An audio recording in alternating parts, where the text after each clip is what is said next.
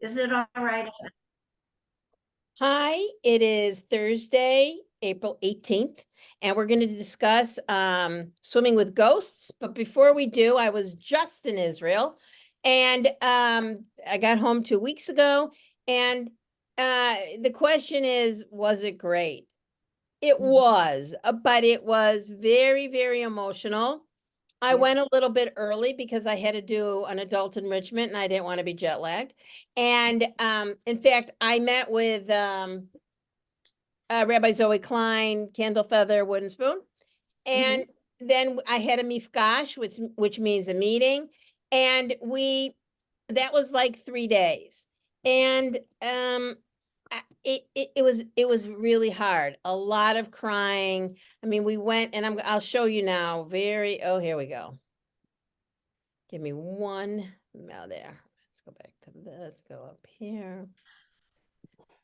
I took a lot of pictures, of course, and I put it into a presentation. And if you've seen it already, I'm sorry. I've only showed it a couple a couple places. It's okay. Anyway, when we got there, Ben Gurion was empty, which I haven't been back to Israel for 10 years. My daughter Lital got married, I had cancer, and but Ben Gurion is usually never ever empty. And you see the hostages pictures. Then we went into Tel Aviv, and it was beautiful. And of course, I left before Purim, so let's say March 20th. That's when I came home. Maybe March 18th. So it's still cold here. And they have a new light rail. I visit a classroom. The top right is a Instagram poster, Shoshka, and he does a picture every day, and a lot of it is about October 7th. I was in the market. My bag says Hatzodeket, which means the one who's always correct. I like that. Which I like. Yeah. Then we went in the Mifgah, we went to Kfar Aza, and it's in the Gaza envelope, which is called Otef Aza. And you can see, there's a gate there, but Hamas, and I'll show you where Aza is in a minute. This is their armory, and they had lost a weapon, so everybody had their weapons there. Once they were invaded, they came to get their weapons, and Hamas was on the top trying and picking people off. It was beautiful spring there. But then you get into the ugliness. Hamas burnt and destroyed where the young people stayed, like probably after the army people, and filled it with bullets and burnt things down. Top right, that's a gate, but you can see in the horizon, that's Gaza. That is Gaza. It's close enough that even I could walk there. So you see how close it is. And those are Kfar Aza's fields. On the left, the kids did art to get them out of the trauma. The top right, the man in the middle is he was the principal of all of the schools in the Gaza envelope, and he had to do Google Sheets for who'd been killed, who was wounded, who was missing, who was taken hostage, and he is taking a leave from his job. And he told us he wanted to come to the States in May. And my girlfriend and I said, why May?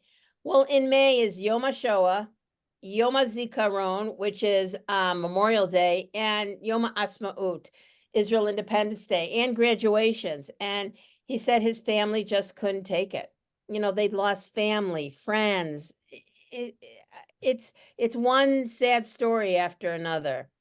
The guy on on the left is Yusuf. He's a Bedouin mini driver, and he went to the Nova festival, and his car held 14, and he got 30 people out. And he spoke in Hebrew, and somebody translated. He kept saying, Ani ben Adam, I'm just a man. And saying that he would do what anyone would do. And we said to him, you're a hero. because not everyone would do it. Top right is Kikar Chatufim, is the hostage square, and those are the places for the hostages who have come back. Down below is they recreated a tunnel, and those are for the hostages who are still there. And let's see what else. That was my cohort. I was very proud. I was the oldest person in this group. And it gave me a lot of hope that I have all these young colleagues who are teaching about Israel and from BBYO, JCCs, other institutions, Hillel, and that made me feel very, very good. These are three speakers. We had an Orthodox man on the group. The woman in the middle is a Reform woman rabbi who practices in Israel, even though the state does not recognize her. And on the left, he's an Arab. His name is Mohammed Darawshi, and he runs a school for Arabs and Israelis. And after October 7th, it was closed, and he opened it for refugees because it was a boarding school. Then we went to Nova, and a friend of ours took us, and she's pointing to her cousin. And that picture on the left, you see how young. It was a music festival, how young everybody was. And on the bottom, you can, people have made it it's a memorial. Oh, that was Purim. We got dressed up for Purim. That's Fletcher Valentine on the left. David teaches for us. And it says, we will be victorious. And that's in Ben Gurion Airport. And the bottom guy was making me kanafa, an Arabic dessert, which I adore. And you can get it at Trader Joe's. Oh, here, I got to put this. That's Hirsch Goldberg. And, I think, he's from his parents, he grew up in Chicago. And so they have it's really a shrine to him. And then you see bottom right, yahrzeit candles. That's how we commemorate. And top right is a mamad. They had to build a bomb shelter there so that, when people go there, if something happens, because there was no bomb shelter there. Okay. So, I really felt it was a trip to bear witness. And, my mom said to me, did any of your beliefs or opinions change? I said, no, I'm more solid than I was before I went. So I know there's other missions going, and Denise Goldberg was supposed to leave on Saturday, and she was at the airport and they canceled it. It is still very, what's the word? It's fragile times there. And hopefully things are, going to come out for the best. And, as American Jews, I believe, we need to hear the stories and to support Israel. So, and this is Vanessa speaking, and hope, that they get rid of Bibi, because I do think a lot of this can be laid at his feet. And I'll leave it there before we get into. So Gail said, why did I pick this book? Well, one reason I picked this book, let's put this up, is I do know the author, Michelle Brafman. She is super lovely. I'm sure if I had asked her to Zoom, she probably would have come and Zoomed with us. I think I've read Bertram Court by her. Oh, Watching the Dead. I don't know if anybody remembers that. That was a very interesting story. And she's just really a lovely lady. She's Jewish. There are some tangential Jewish things in the book. And we're going to talk about those tangential Jewish things. And I'll read you a little bit more about her. So her bio on her website says, writing is not my first gig. I also worked as a coffee barista, radio advertising salesperson, television producer, among other jobs. My resume reads like a ransom note. Yet this assortment of life experience has propelled me toward my big passion, the telling and coaxing of stories. I got hooked on writing fiction while I got hooked on writing fiction while I was producing television because I craved another outlet to tell the stories I was gathering in order to learn the craft. She has an MA from Johns Hopkins, and regardless of the form or the subject matter, I typically write about mending ruptures of the soul and the freedom that accompanies such healing. I think that's pretty profound. And tell me what you think about the book, and I have other notes to read to you about her and why she did this and how she did it. And what I mean, we could talk about the title. Why is it Swimming with Ghosts? Well, it really threw me off at first because I was thinking, oh, there are going to be ghosts in this story, but the ghosts of who was there before from the family, the father, her father, and how it affected all of the lives of the people that are all the characters in the story. And they keep referring back to how it seems like somebody's there. So, she tried to be a little bit mystical there, not so much Alice Hoffman-ish, but Yes. it was there. It was there. Yes, we are used to reading books when they say ghosts. There's real ghosts there, but Yeah. I think the father is one of the main ghosts. Mhm. And her relationship with her father was pretty fractured. And the thing that a couple of things that stood out to me are how she whitewashed first her father's relationship, her father's life. She cropped out of the picture the beer bottles, the vodka bottle, and just got the swan dive. And posting everything on Facebook.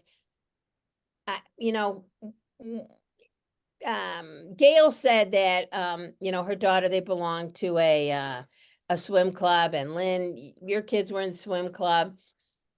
Not every swim club is the same, but I do think there is, in this day and age, there is some whitewashing on Facebook and Instagram.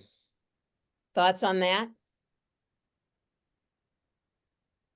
Well, I thought very much so. I mean, she whitewashed her past life or with growing up with her father and how that all came together. And even her father and the issues that he had with his jobs and how he got Right. fired, that stuff was all, and then she wanted everybody, and even the point where she makes everybody take pictures that, it's the Facebook stuff, which you see all the time. It's Yeah. like sometimes I'm like, want to say to these people, stop posting this stuff. Things are not that great. I know it looks like you're having a good time, but Right. it's not always all that great. So it's interesting, but she really fell into it. And Yeah. that's, I think, part of what you can say social media is all about people showing only the good stuff that's not going on and not the real stuff. And she really internalized that totally in her life. Yeah.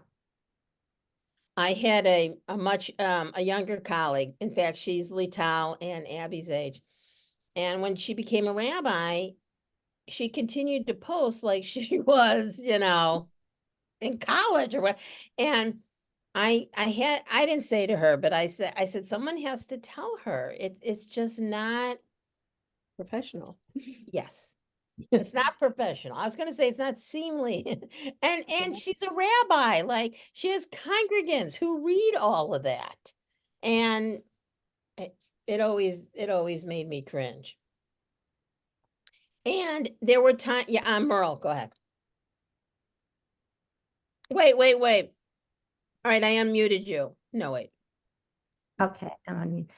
Sometimes these things start out like a club and become more like a cult, and people's lives get so enmeshed. And you get a friendship like Christy and Gillian. I mean, really, and they call them Krillian. Their lives become so enmeshed, and it becomes very complicated and hard. Mm-hmm. there were definitely times when I was reading this book where I was cringing because you could see where some of it was going. Were you surprised that Christy turned out to be her half sister? Not No. at all. And then I thought it was interesting how they portrayed Christy's love addiction. And I assume that that's a thing, right? I didn't Google that, Much so, yeah. but right. I is, mean, you it know, is. Merle, go ahead. I looked that up and they gave an example of Natalie Wood in the movie Splendor in the Grass, where Mhm. when she and her boyfriend broke up, she had a real nervous breakdown. And these people are much more involved in their relationship than the average human who would get over it and move on. It's an Right. addiction. Yeah. Yeah. I mean, yeah, I've certainly seen that with relationships, with especially with young women, especially with young women. But I think there's an underlying cause. I mean, in Christie's case, just her whole trauma growing up and her relationship with her mother and her little sister and then Travis. So I think there was something, festering there. Because she didn't feel loved. She didn't Right. feel loved. She didn't feel wanted. Yeah. So when I found out that Travis was her stepfather, I was like, oh God, please don't have an affair with him, which she didn't. But why do you think the mother left the birth certificate, for her to discover? Why didn't she tell her?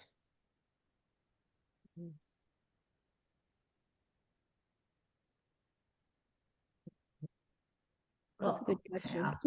Gail. Well, I think she was somewhat embarrassed. I mean, Mm. she had this baby out of wedlock, and the man that she had the baby with was an important person at the time. And to come out when this happened would have been to her detriment, not to her betterment. And when she had a real relationship, when her mother had a real relationship, that's when she sort of put her first child in the background and said, here's a real family now. You just happen to be living with us. And she never could accept who this other man was. Maybe she loved him at the time, but as we found out more and more about him and what he did and how he lived his life, why she didn't tell her daughter, I have no idea. That I can't answer. But she just kept it a secret. But obviously, she wanted her daughter to find it at some point, and that's why Yeah. she left it in a position where she would come across it at some point. Mm-hmm. Mm-hmm. But it just, we have to think of the times and that Yeah. having children out of wedlock just shuns you. Agreed. Andy. Author did a very, very good job of what I've also read about love, sex addiction. She sort of painted the perfect storm for her to have this, Jillian to have, Christy to have this addiction, sort of being second place with the mother, being second place to the little sister. I'm sure Travis was kind enough, but she was second best. And then Christy marrying a good choice of the Jewish stable doctor, but her history of kind of going with the forbidden fruit, sort of that if I were good enough, they would like me.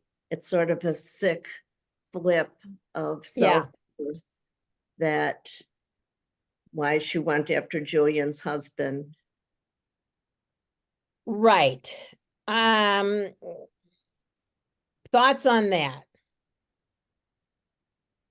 And and his response, I did, I cringed at that. I cringed at his response. Others can go on ahead because I've just spoken. Yeah. Well, he Well, was, go ahead, Andy, go ahead.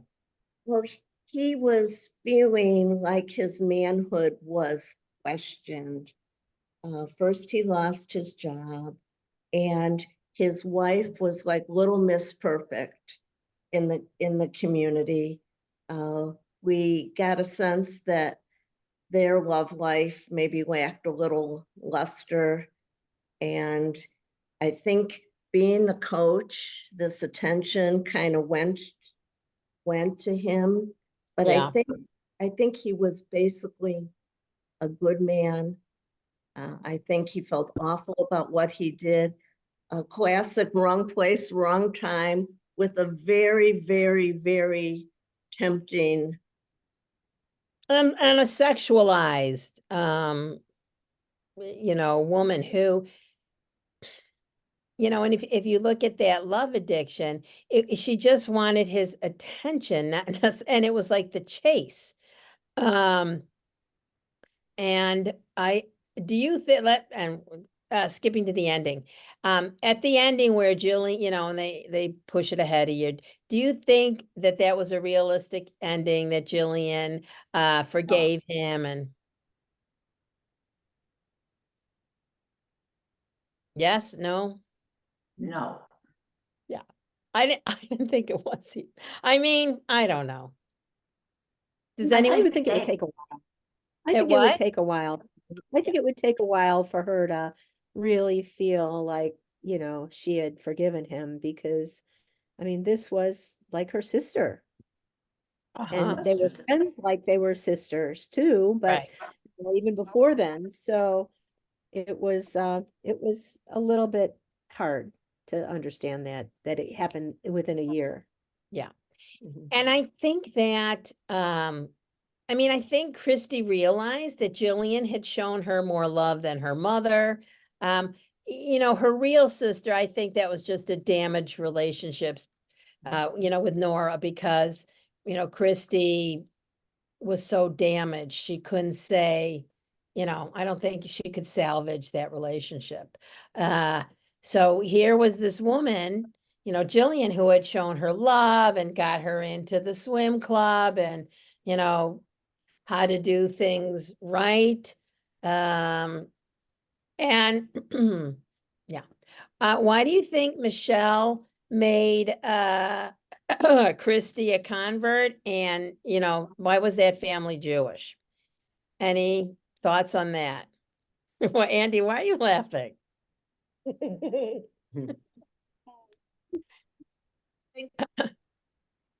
Well, It was sort of to make her in her present life to be the good girl Oh, yeah. Yeah. and sort of take her away from her past. Yeah. Yeah. Gail, what were you going to say? I was going to say that I don't think it added anything to the story. I don't think that it was important enough to even mention that she became a Jewish convert, and because there was no other details along the way as to how they lived their life and what holidays, and other than she Yeah. saw her in-laws, that could have been any family. It didn't have to be a Jewish family. So Right. I mean, for me, that was not important. And I yeah. actually thought it was trivial. And I didn't care that she was or was not Jewish. The only thing that I would add is that there was another place she didn't feel accepted.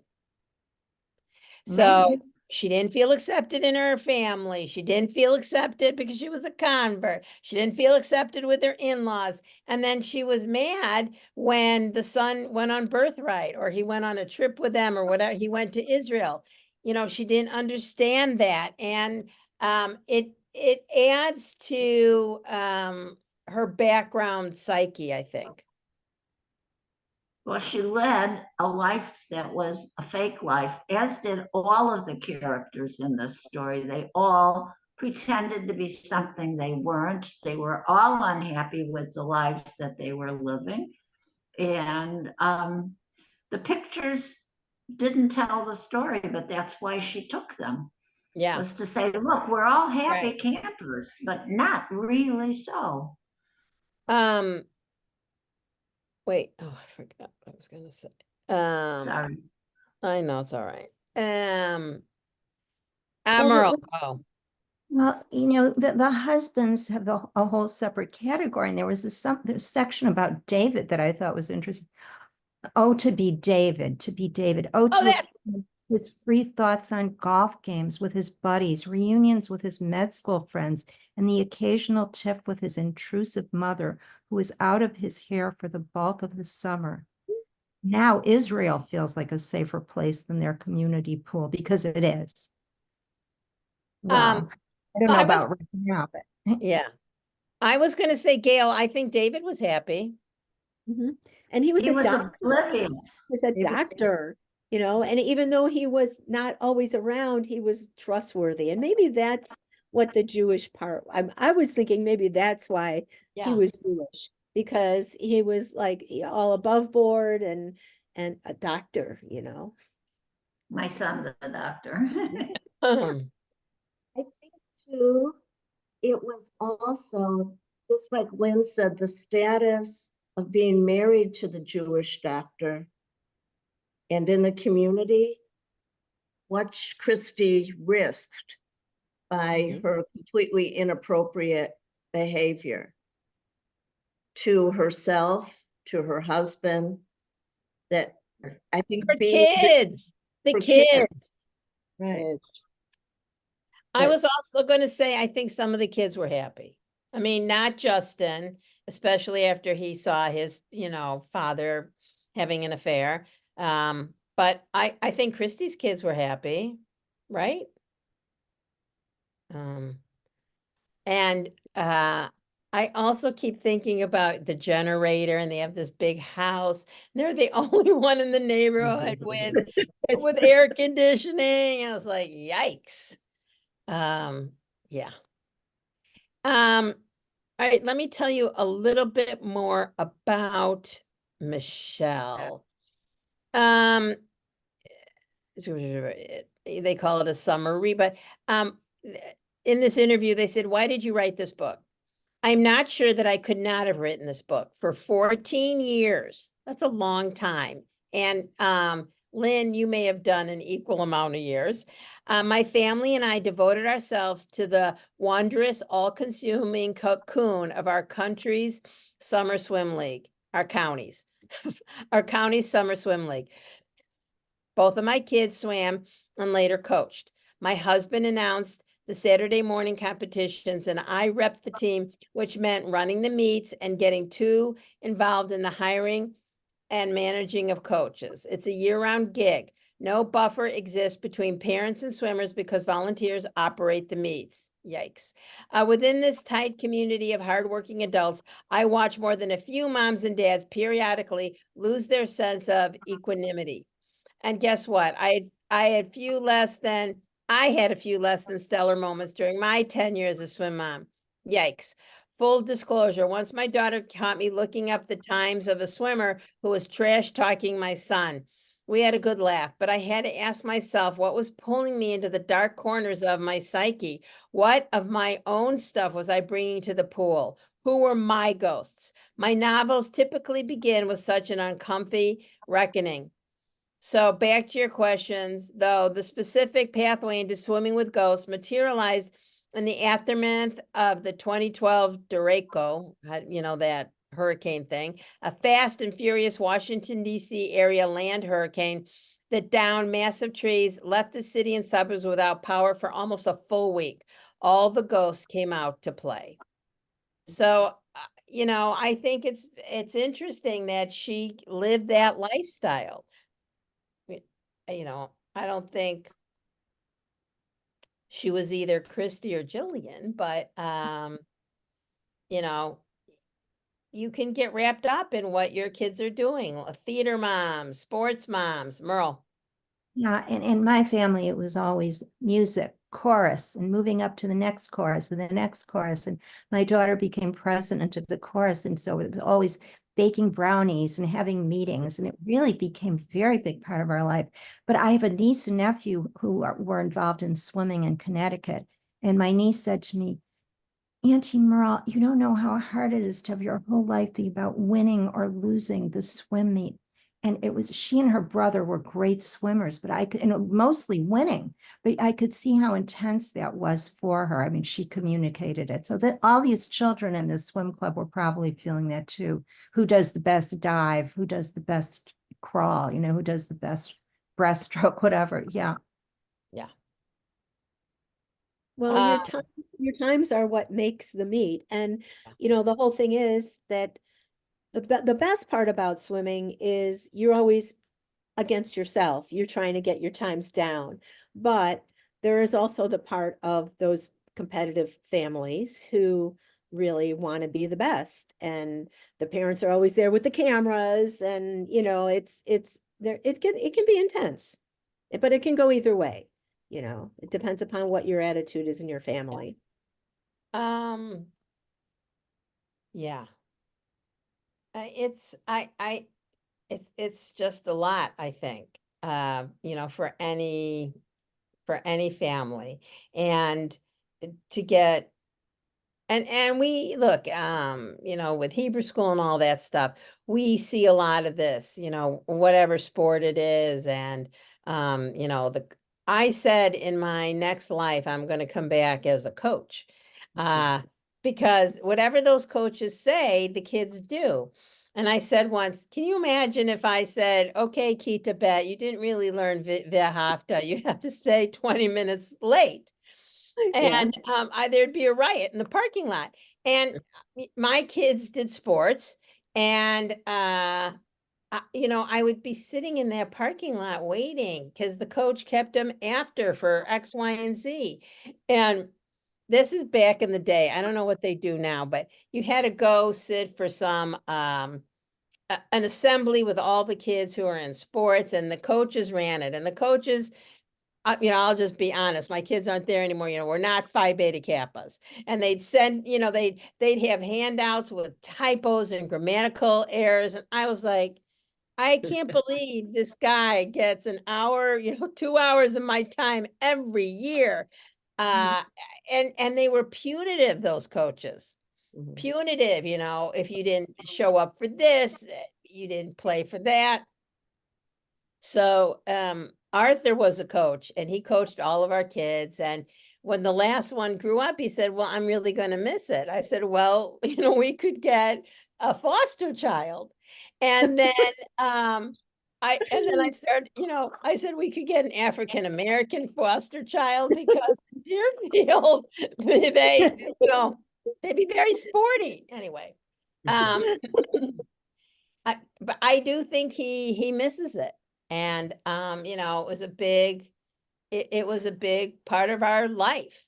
And I remember one year I let the kids do 2 sports during one season.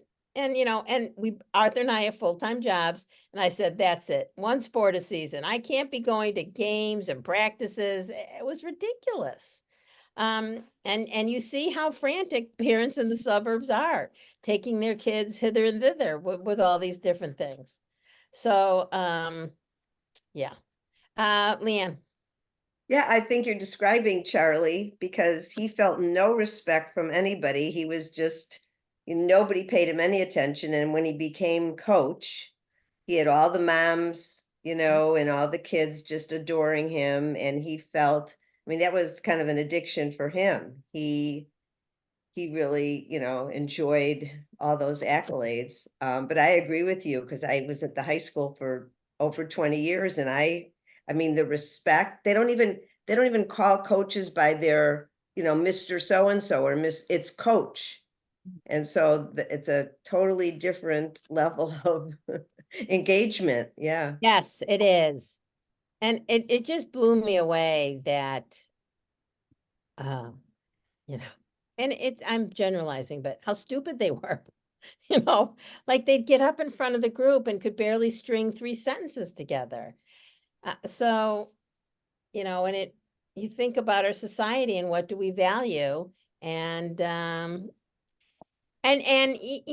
when I'm watching athletes on television, uh, you know, when an athlete is well spoken, I'm like, ooh, well spoken. I mean, look at Caitlin Clark. She's very well spoken. Yeah, I think she's a fabulous role model, and I think what she's done for women's sports, you know, it we'll never see again. I mean, it's really something. And they announced what her salary was. And the first year she makes $76,000. And the first year in the NBA, it's like $1 million, blah, blah, blah. No, 10 million. Well, yes, if you, Yeah. right, well, it depends who you are. But Right. But I hope they she, bring some pay equity to this. Gail. Caitlin Clark is signing a contract with, Nike, who, Air Jordan, whoever Air Yes. Jordan, those shoes. Nike Yeah, for $8 million. Figures are, oh, yes. Yes. So she doesn't care what the NBA, the women's NBA, the women's basketball league is going to pay her. She's got this contract coming forward and she wore a Prada suit for the picking of her as the draft. first female. She's got money coming back and forth to her, but I want to say that in one of the meets I have gone, my kids live in Maryland and they belong to a swim club very much like what was described. Their experience is wonderful. And we go every year in the summer and watch our grandchildren swim once. And we were at a meet in another club that was very fancy. And at the last part of the swim meet, there was a young man who had issues, whether he was on the spectrum or whether he was physically had physical problems. I'm not sure, but he came in last, and everybody within that community, both teams, stood up and cheered him as he finished his lap. And I thought, my grandchildren are learning more than how to swim. They Yes. are learning sportsmanship. When Yes. everybody in this arena could cheer this young man, and when he got out of the pool, his sparkling eyes, his smile, his every part of him was glowing. He didn't care that he came in last. He finished. Yeah. And the whole community cheered him as he did that. Yeah. So there are places, at least within my kids' community of swim teams. And in Maryland, they don't have what we had in Highland Park, Deerfield, et cetera. They don't have community pools. You join a swim club pool, whether you're where you live, or my kids were on a waiting list for 4 pools for 3 years till they got into one, and they did. And they made new friends, and it's wonderful. And my grandchildren are thriving, but it's competitive, very definitely competitive, but it's also social and inclusive. Yeah. So it's a good experience for them, and they do it till the end of July when Congress leaves, because then everybody in their community leaves. They all go to the beach, they all go on their vacations, and the swim clubs become non-existent. Yeah. But it's not a community that we can understand because we No. never had anything like this. Yeah, I think what your kids are doing is much more similar to what's happening in the book. And Absolutely. I think sportsmanship, we can see, you know, sometimes in hopefully we're teaching that to our kids. Merle, did you have something to say? That's just that our high school offered so many wonderful things. We had penguins at our high school, which was synchronized swimming. It was like ballet while you're swimming. And one of my daughters did that and had a wonderful experience without this horrible stress of the competition about the winning and the losing. This is more like taking ballet in the water. And so I just thought our high school was great in Highland Park. Yeah. Well, my I- daughter didn't make penguins and she suffered emotionally because she didn't make the team. Mm.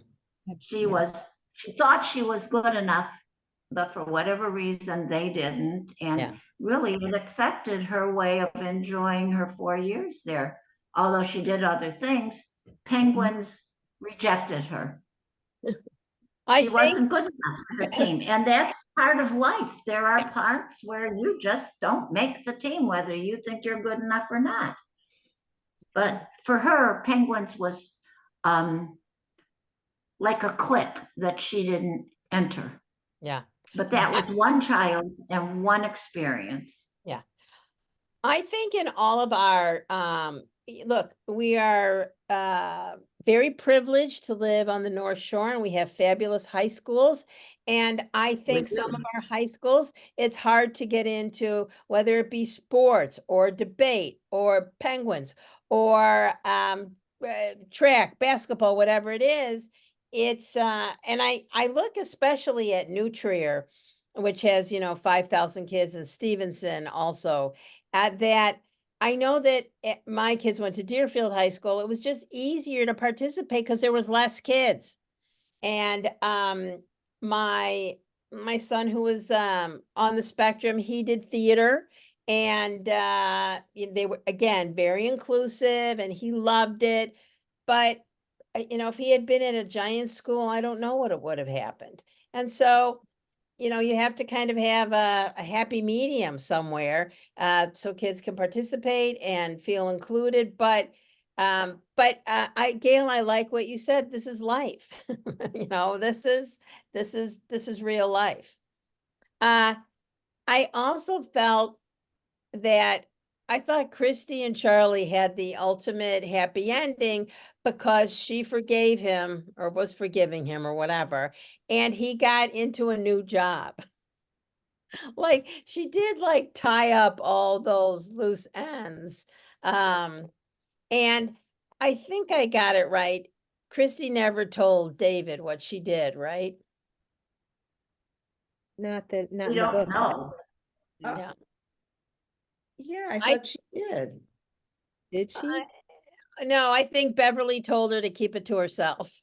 Her sponsor. Which, I mean, No. I read it and I also listened to it, so I'd have to go back and That's my understanding too. that she didn't tell him, right? Correct. Yeah. I don't know why I keep getting real dark. It's really Oh. dark. What did you think about the sponsor? What did you think about Beverly? I think she was excellent. I have a friend who has become very active in, I guess it's Al-Anon. And she does a meeting almost every day because her children have addiction problems. And a daughter-in-law, the mother of her grandchild. And I have rather relearned anything I've ever known about addiction programs. And Beverly very much I think typified, if that's the right word, of what a good sponsor is supposed to do. Go to a meeting, don't do that. Don't, she did the text. From what I've learned from my girlfriend, Beverly seemed to do the textbook. If the sex addict things are the same as alcohol, drug, whatever, she was right on. Yeah. I thought that was a good, for people who don't have experience with sponsors and that type of and 12-step programs. I thought that it was a good view into what happens in those groups. Why do you think Christy kept tapping her Jewish star when she was having bad thoughts? Leanne. I think that was one of the strategies that Beverly taught her almost as a distraction or to focus on something else. Because I think any addiction is really difficult to get past. And so you need, besides going to meetings and talking about it, you need, when you're in the height of it, you need something to counter. So I think that's what that was about. Yeah, yeah, Yeah. great. Sandy, were you gonna say something? Okay, just checking in. Andy, were you gonna say something? I was just going to ask you if you have any insight, and I think for this story it worked very well. And I applaud you for picking a book that had some sex in it.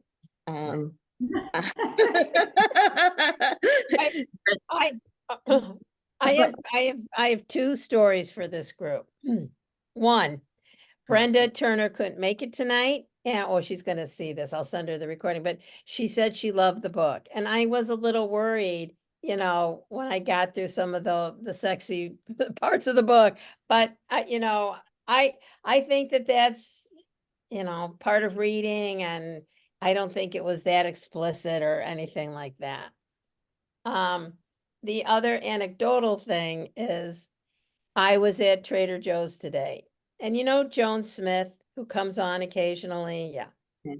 So I see an older woman with a mask on and long white hair, and I'm like, hi. I thank God I didn't say hi, Joan. I go, it's Vanessa. And this woman nods her head at me. And I thought, "Right." Then she looks, I have dog tags from Israel, and she starts talking to me. And now I know it's not Joan because this woman has a heavy Israeli accent. And I realized I have no idea who I'm talking to. So I talk about Israel for a hot minute and then I just walk on. I have to tell her kids and Joan that happened to me. Because I was like so happy to see her because I only see her on Zoom and it's on brand for her to wear a mask. So anyway, that was just very funny. Look, oh, Meryl, go ahead. I thought a touching scene in the book was when Christy went to Travis and he made her the toast and remembered that she liked grape jelly. And it just, she really did have people who cared about her, but I don't think she was that willing to go to him. But she did at the end. I mean, she needed to go to someone at the end. So Right. she did have some people who cared about her. Yeah. Sometimes we don't realize who the people are who care about us because you're hesitant to go to them. Yeah. I mean, Nora was Travis's biological daughter, right? Mhm. And I don't know who this What were person. you doing? And I think that I hope this person. Oh, here she. You know what, Elaine? It said Lainey. I'm like, who's Lainey? Okay. So we're just talking about we're talking about Travis and Christy feeling unloved and all of that. But I think that she knew that Travis loved her, but she knew that Travis, I don't want to say loved Nora more, but that was, you know, that wasn't, you know, they had the biological connection as well. Elaine, what are your thoughts, or Lainey, your thoughts on the book? Wait, I'm gonna unmute you. Go ahead. Okay. You know, I read it and I read it a little while back and I remember enjoying it and thinking that um, the country club, the swimming club seemed a whole lot like some of the clubs around here. Well, you can watch the recording to catch up, but Gail's kids live out east and they don't have, like, we have Coho here and you can join all these park district swim groups, but there you have to join at a pool. And her kids, I'm still thinking about it, this had to wait 3 years to get into a swim club. Oh, that's crazy. You know, listen, it's every part of the country probably has different ways. And we've talked about how competitive it was. And, you know, the Jewish parts, which were far and few between, but David, his parents were annoying. Again, that was unfortunately on brand for, annoying Jewish parents portrayal. And, he was the doctor, they had money. And Yeah.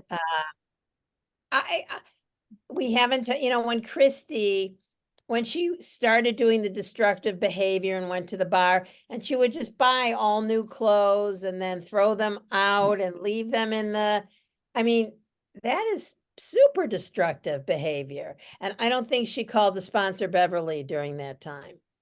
And And Leanne, also they were so focused on that bra.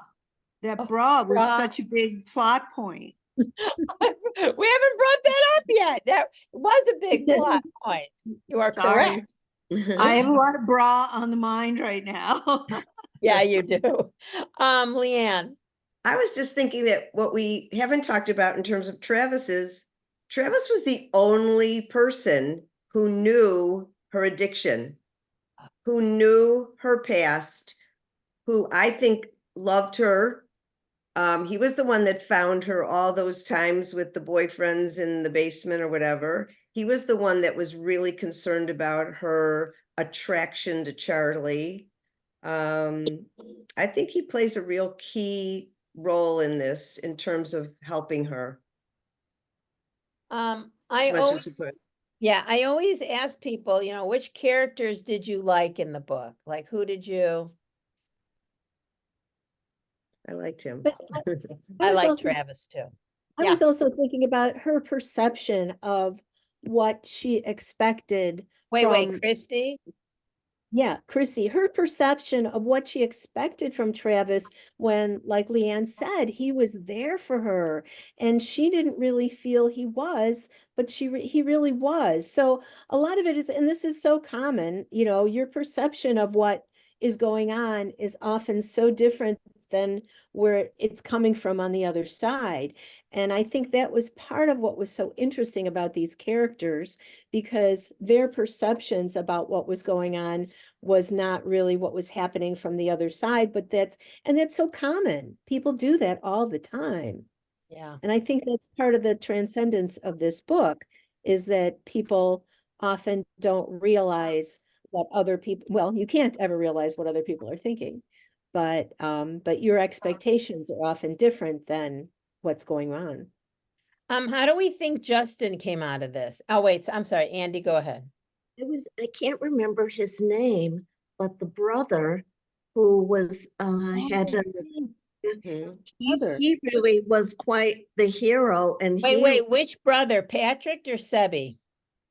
Gillian's brother. Jillian's brother. Patrick. Julian's brother, yeah. he was quite the hero Mhm. in sort of mending fences Mhm. between the siblings, and how Christy went to him and how they decided that at least we've got different addictions, and I think was a big help in bridging the gap. And didn't he really help with Justin too? Oh, Yeah. Sebby and That with Sebby and then with Justin. I mean, when you look at it, it's like the puzzle pieces falling into place. They all had addictive personalities. Maybe not Charlie and not David, I don't think, do you think Christy's kids had addictive personalities, Mia or Isaac?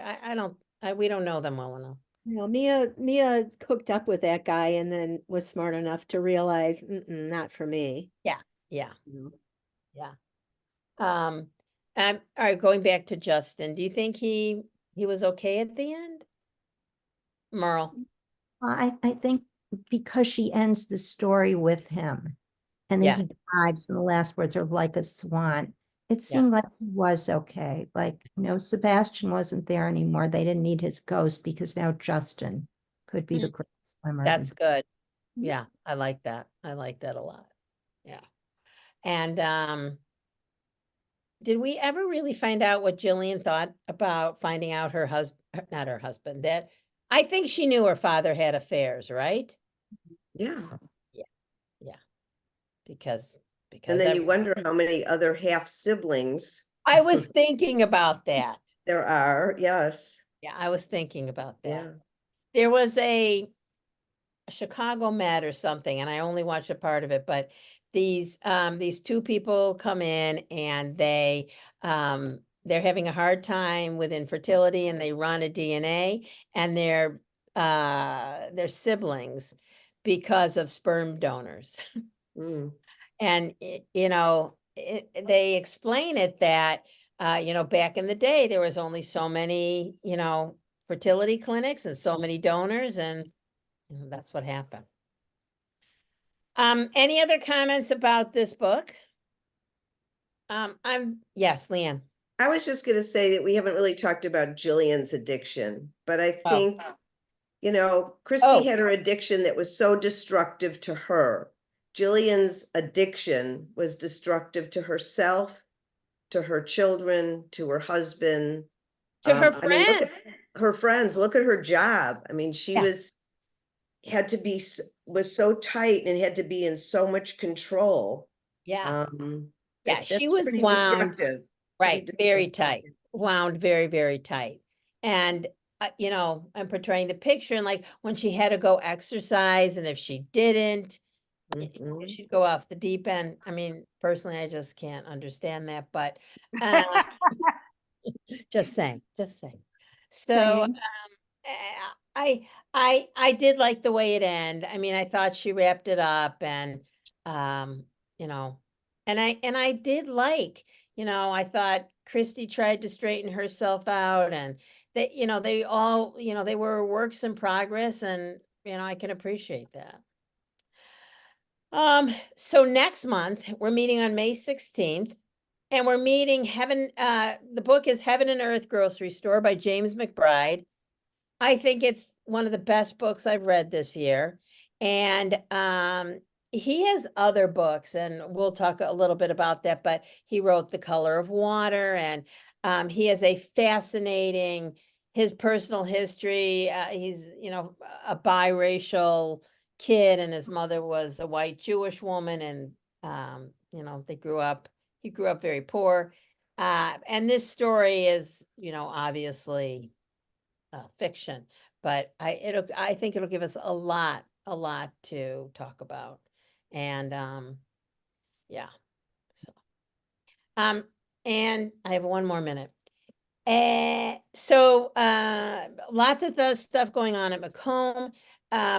Tomorrow night is Tikkun Olam Shabbat. Come on down.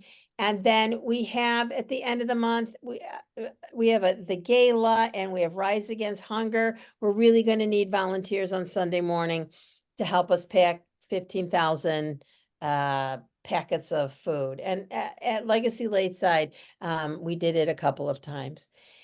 And